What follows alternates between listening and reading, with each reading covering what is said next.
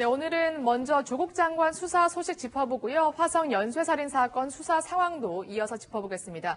네 분과 함께 하는데요. 오윤성 순천향대 경찰행정학과 교수, 백성문 변호사, 전지현 변호사, 김단미 취재팀장과 함께합니다. 어서 오세요. 네, 안녕하세요. 네, 검찰의 수사 상황을 먼저 알아보기 전에 이것부터 좀 짚어봐야 할 것 같은데요. 김단비 팀장, 네. 일단 한 언론의 보도에 따르면 윤석열 검찰총장이 네네. 그 조국 장관 임명 전에 네. 청와대에 심상치 않습니다. 좀 재고하십시오. 이러한 사전 경고를 했다고요. 예, 맞습니다. 지금 조국 장관을 둘러싼 의혹을 검찰이 수사하기 전에요. 윤석열 검찰총장은 조 장관 임명에 대한 우려의 뜻을 청와대에 전한 걸로 지금 알려지고 있습니다. 그러니까 조국 장관을 임명하게 되면 문제가 있을 거라는 우려의 뜻을 전달한 건데요. 이 복수의 여권 관계자들의 말을 종합해 보면은 압수수색을 들어가기 전부터 이 조 장관이 갖고 있는 혐의점이 적지 않다면서 실제 수사가 본격화되면 그 파장이 적지 않을 것이다 하면서 조국 장관의 거취 문제까지 함께 거론하면서 우려의 뜻을 청와대에 전한 걸로 알려지고 있습니다. 네. 다른 사람도 아니고 검찰총장, 윤석열 검찰총장이 좀 재고해야 될 것 같다 이렇게 얘기를 했는데도 청와대는 사실상 강행을 한 거네요. 그러니까 청와대 입장에서는 이랬던 것 같아요. 청와대 내에서도 이제 인사검증 시스템이 있으니까 그 인사검증 과정에서 지금 문제가 되고 있는 사모펀드 의혹이나 조국 법무부 장관 딸의 입시와 관련된 부정과 관련된 내용들에 대해서 일단은 구체성이 좀 떨어진다라고 판단한 것 같고요. 네. 하지만 이제 윤석열 검찰총장 입장에서는 네. 바로 압수수색을 진행할 수 있을 정도로 어느 정도 혐의가 어느 정도 확보가 됐음에도 불구하고 이에 대한 어찌 보면 경고라고 해야겠지. 이게 사실이라면 청와대가 받아들이지 않은 건데 일단 제일 중요한 건 청와대는 이렇게 판단한 것 같아요. 네. 지금 이번 정부에서 가장 중요하게 생각하고 있는 국정과제 중에 하나가 검찰개혁입니다. 그렇죠. 근데 검찰개혁을 해야 할 사람이 바로 법무부 장관이죠. 그러면 조국 법무부 장관이 되면 검찰개혁을 강하게 밀어붙일 테니 이거는 검찰개혁에 대한 저항 움직임이 아니냐. 그래서 이번에 처음에 이제 조국 장관이 그 당시 후보자 시절에도 계속 이 문제가 불거졌을 때 여당에서도 그렇고 청와대도 그렇고 이게 검찰개혁에 저항하는 것이다라는 취지로 이제 계속 얘기가 나왔던 게 그러니까 시그널을 좀 청와대에서 잘못 판단한 게 아닌가 이렇게 봐야 될 것 같습니다. 그렇군요. 결국 조국 장관이 임명되고요. 그럼에도 윤석열 검찰총장은 수사에 매진하기 시작합니다. 특히 오히려 수사팀을 확대해왔는데요. 사실 지금도 특수부 전원이 투입된다. 저는 이렇게 알고 있는데 이거 외에도 또 다른 여의도의 저승사자를 투입시켰다 이런 얘기가 있더라고요. 이게 뭐냐면은 네. 지금 이 사모펀드 수사가 상당히 자금 거래가 복잡해요. 맨 위에 코링크라는 정점이 하나 있고 그 밑에 4개 펀드가 있고 또 투자처가 몇 개 나오는데 이 복잡한 자금 거래를 하기 위해서는 전담화된 전문팀이 필요한데 네. 우리나라에서 이거를 할 수 있는 데가 남부지검의 합산이라는 데가 있어요. 왜냐하면 네. 남부지검이 여의도 관할인데 여의도는 우리나라 금융 중심지잖아요. 네. 그래서 여기에서 벌어지는 어떤 금융 증권 관련 범죄에 대해 특화된 팀이 남부지검 합수단이고 네. 여기 소속해 있는 한모 검사를 이번에 중앙지검 특수팀에 투입시켰다 이런 얘기가 있는데 근데 제가 볼 때는 이거 펀드 몇 개, 투자처 몇 개, 자금 거래가 상당히 복잡한데 네. 한 군데 투자를 한 사람이 또 다른 데 투자를 하고 웰스 CNT에서 또 익성으로 건네간 돈이 있고 이게 상당히 이게 복잡하게 결국은 보면 하나로 얽혀 있단 말이에요.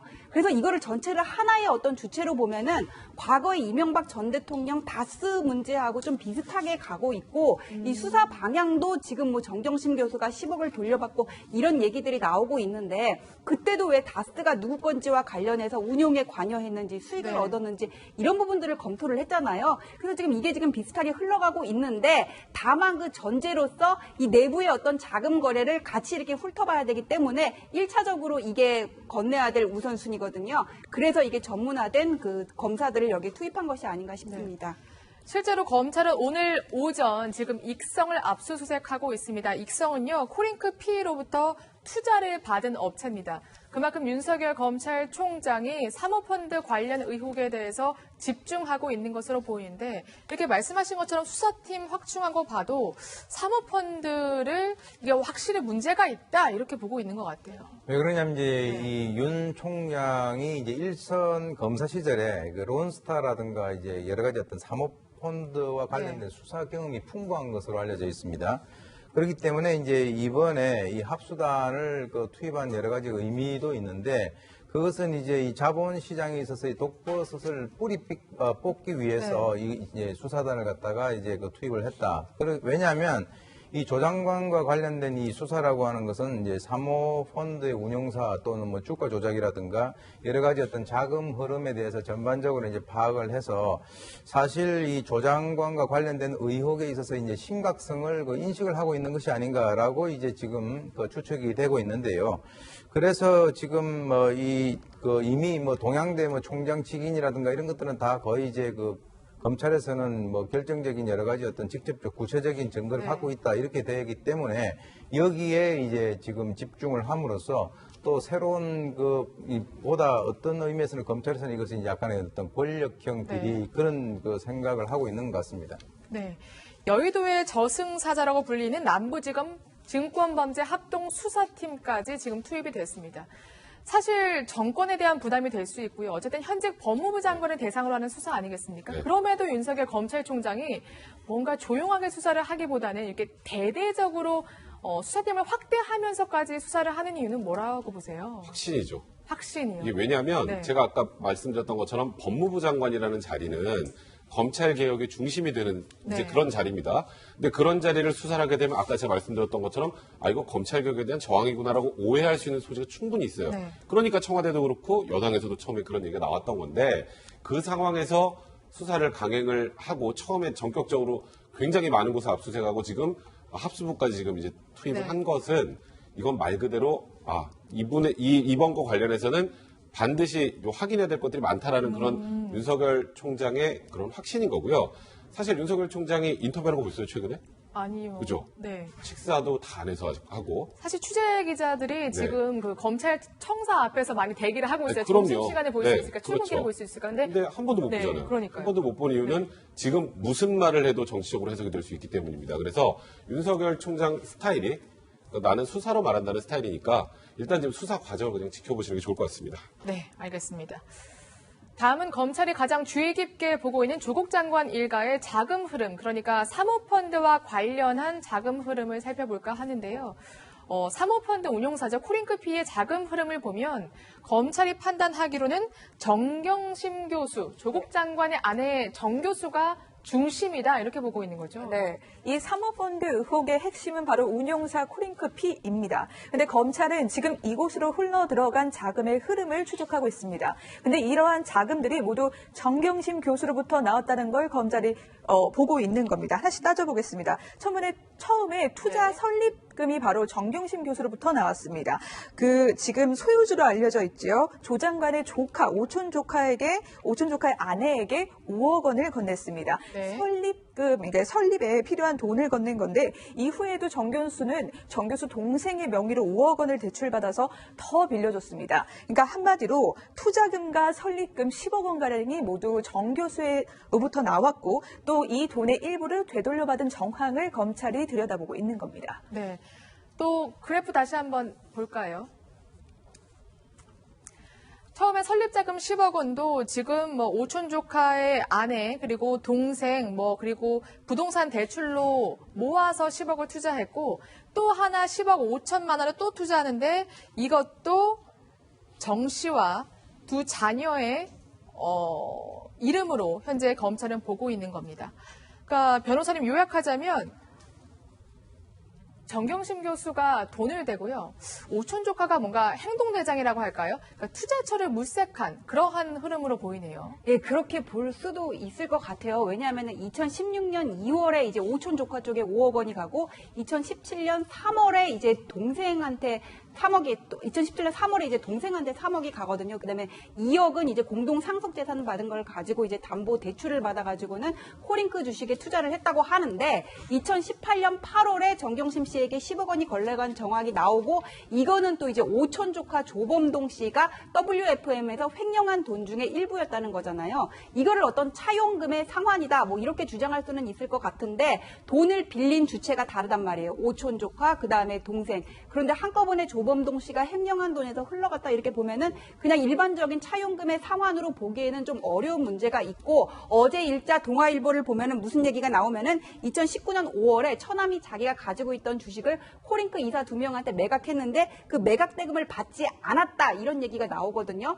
주식을 팔았는데 왜 매각 대금을 받지 않았을까? 이게 어떤 차명으로 가지고 있었던 게 아닐까? 이런 의혹이 나오고 있단 말이에요. 그래서 검찰에서는 만약에 이거를 정경심 씨가 실제로 소유하면서 이름만 동생 명의를 빌렸고 오촌 조카를 통해서 이거를 투자를 했다면은 실질적인 뒤에 운용 주체는 정경심 씨였고 오촌 조카 조모 씨가 이렇게 횡령하는 과정에서도 관여한 것이 아닌가 이 부분을 의심을 하고 있는데 그렇군요. 아직 정경심 씨의 입장은 드러난 게 없어가지고 우리가 단정하기는 어렵습니다. 네. 혹시 정경심 교수가 입장을 낸다면 그 의견도 저희가 적극 반영하도록 하겠습니다. 어쨌든 검찰은 정경심 교수가 단순한 고객이 아니라 실소유주고 운용자다 이렇게 보고 있는 것 같은데 실제로 그 오촌 조카 구속영장 청구서에 보면 횡령의 공범이다 이렇게 적시가 되어 있다고 전해지고 있거든요. 예, 그래서 검찰에서는 그러니까 어제 이제 10억을 통해 가지고는 10억을 뭐 정경심 씨한테 흘러갔다 이것들이 이제 언론에 흘러나온 거는 그저께 저녁 단독 뉴스부터였는데 검찰에서는 일찌감치 횡령죄의 공범을 어떤 정경심 씨로 주목하고 있었던 것으로 보이고 그 근거로 볼 때는 2018년 8월에 10억 원 투자한 거를 회수한 것으로 보이는 부분과 그다음에 2018년 12월부터 고문료 200만 원씩 1,400만 원을 받아갔는데 이 WFM에 근무했던 회사는 정경심 씨가 뭐 어떤 고문하는 거를 보지 못했다 이런 기사가 나왔거든요. 그런 부분하고 또 오늘 나온 단독 기사가 뭐냐면 WFM에 정경심 씨가 차명으로 7억 원 정도의 주식을 소유한 것으로 보인다 이런 기사가 나오거든요. 이런 것들을 토대로 해가지고는 횡령죄의 공범으로 적시한 것으로 보입니다. 네,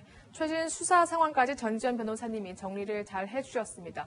그러니까 요약하자면 오촌 조카가 그 코링크 P의 실질 대표고 또 운용자고 아내 정경심 교수가 물주, 이른바 물주이자 실소유주다 이렇게 보고 있는 것 같은데 실제로 그 증권사 직원도 이러한 진술을 했다면서요? 네, 그렇습니다. 지금 검찰에서는 이제 방금 말씀하신 대로 이제 그 조 장관의 오촌 조카인 그 조병동 씨가 이제 그 실질적인 대표고요. 이 정 교수가 이제 그 실소유주다. 그래서 이제 2016년도 2월에 이제 그 바로 회사를 설립할 때 차명으로 이제 설립을 하면서 5억을 제공했다. 그래서 코링크 P라고 하는 것이 바로 이 두 사람 간에 연결시켜주는 연결고리다. 긴밀한 협업이 이루어진다. 이렇게 이제 보고 있습니다. 즉, 정 대표는 돈을 대고, 정 교수는 돈을 대고, 바로 조병동 씨 같은 경우는 이 코링크 P의 가치를 갖다가 높여가지고 현재 뭐 2차 전지 사업이라든가 하는 이런 여러 가지 현재 정권의 그 핵심 사업을 진출했다. 이렇게 이제 보고 있는 건데요. 그 이유는 핵심적으로 이제 검찰에서는 정시 코링크 P 설립과 관련돼서 직접적으로 개입을 했다라고 하는 그 진술을 확보하고 있는데 자산 관리인 그 정권사에 있던 그 직원이 있습니다. 그 지난번에 같이 그 학교 내려간 그 직원이 네. 있는데 그 직원이 뭐라고 진술했냐면 바로 이제 그 조국 장관이 청와대 민정수석으로 있던 그 2017년 5월쯤에 바로 이 정 교수가 자신을 찾아와가지고 내가 이제 그 설립부터 관여했던 그 사모펀드 운영사가 있는데 남편이 이제 청와대를 가게 되면 주식을 팔아야 된다. 그렇기 때문에 그 돈을 이곳에 넣으려고 한다라고 했는데 나중에 알고 보니까 그 사모펀드 운영사가 바로 코링크 P라고 하는 그 사실을 알게 됐다. 이렇게 진술을 하고 있습니다. 네. 이러한 진술이 만약에 정말 사실이라면 정경심 교수도 이게 뭔가 문제가 있다라는 거를 안 것으로 보이는데요. 일단 자본시장법에 보면 네. 투자하고 운용은 분리하죠. 그거는 조국 그다음에 장관 후보자도 우리는 잘 모른다라고 했던 이유가 바로 그건 때문이에요. 네. 근데 지금 문제는 지금 이 내용들이 다 사실이라면 정경심 교수가 사실상 직접 투자를 한 거죠. 그렇죠. 직접 투자를 한 것이라면 일단 자본시장법 위반이 되고 거기다 더 나아가서 조국 장관이 알고 있었다면 네. 또 혹여라도 우리 경제공동체란 말 많이 쓰지 않습니까? 그렇게 되면 조국 장관에도 이 혐의가 좀 갈 수 있는 그런 정도의 상황인데 그러다 보니까 민정수석 시절에도 이게 만약에 다 사실이라는 전제입니다.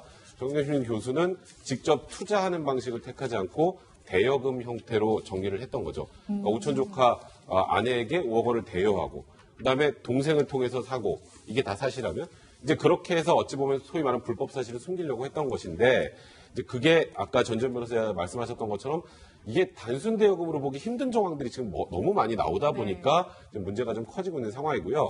그리고 원래 주식 이제 백지신탁 거부죄, 그 공직윤리법에 나오는 건 그거는 이제 공직자 본인만 해당하니까 아직 조국 장관이 여기에 해당하는지는 알 수 없는 거고요.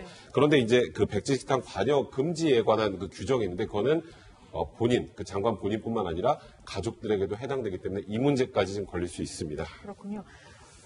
그 혐의는 조 장관이 알면은 이제 문제가 되는 건가요? 아니면 맞습니다. 정말 조 장관의 자금이 건네가야 뭔가 문제가 되는 사실 건가요? 우리가 네. 저번에 최순실 씨와 네. 박근혜 전 대통령의 수사를 보시면 아시겠지만 당사자에게는 돈이 하나도 들어오지 않아도 네. 공모를 했다라는 정황이 있으면 그러면 공동정범이 되는 거거든요. 그래서 그렇군요. 사실 정경심 교수의 혐의가 인정된다는 전제하에 그 다음 단계는 과연 조국 장관이 이 모든 것을 알고 있었는지 몰랐는지 네. 사실 아내에게 들어간 돈은 남편에게 간 것과 같습니다. 경제 그렇기 때문에 공동체로 보는군요. 그렇죠. 그러니까 사실상 이 내용을 알고도 묵인했다면 그거는 공모관계가 성립될 가능성도 배제할 수 없습니다. 그렇군요. 말씀하신 것처럼 조국 장관 그럼 정말 몰랐을까요? 청문회 때 발언 듣고 오겠습니다.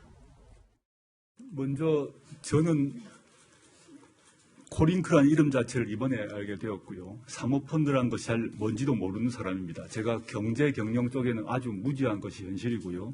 동시에 제 처도 전문 투자자가 아닙니다. 비상식적 투자라는 점에 있어서 그 점에서 저희가 정보가 좀 부족하고 무지한 투자자라는 점 말씀드리겠습니다. 근데 실제 그 오천적화가 어떤 역할을 했는지는 저도 알지 못합니다. 저는 어떤 약점이 잡힐지 모르겠습니다만 그 약점이 약점이 나온다면 다 공개하겠습니다.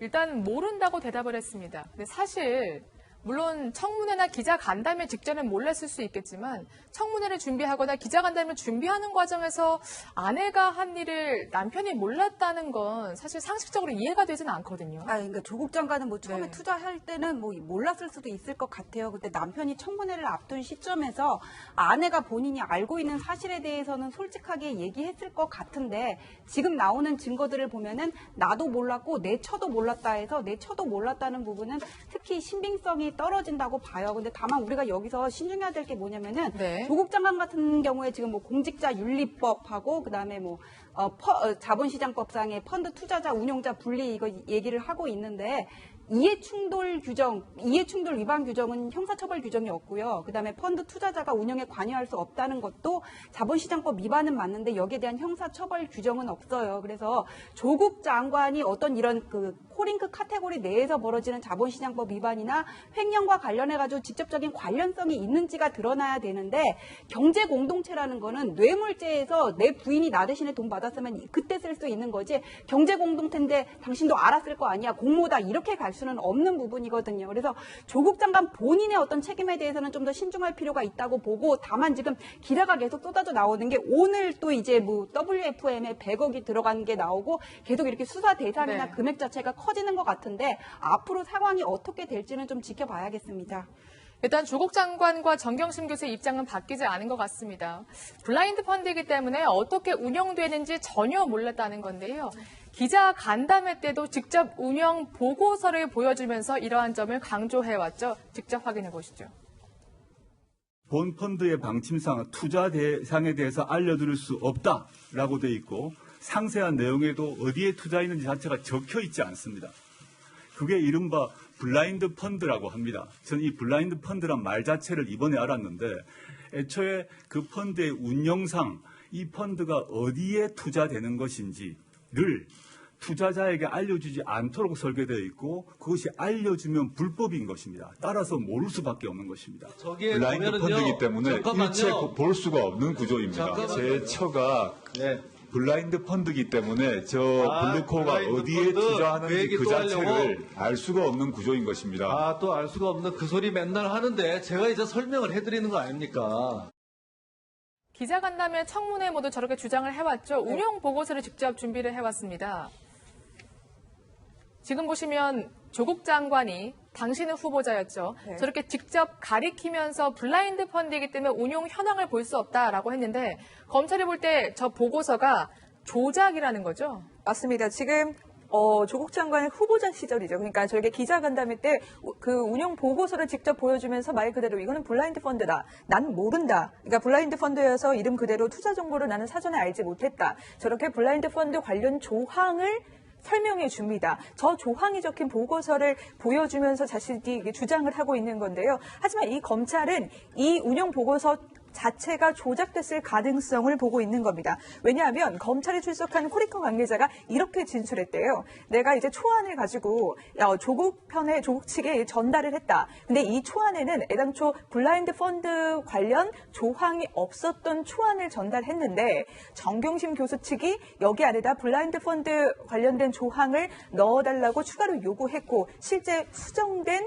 운영 보고서를 조국 측에 전달했다고 진술한 걸로 알려집니다. 때문에 검찰은 이게 조작됐을 가능성을 열어두고 있는 겁니다. 그러니까 요약하자면 블라인드 펀드라는 걸 강조하는 내용을 정경심 교수가 넣어달라고 부탁을 했고 네네. 그것을 전달하려고 하는데 정경심 교수가 지방 출장 중이어서 조국 장관이 대신 전달받았다. 이렇게 검찰에 진술했다는 것 같은데요.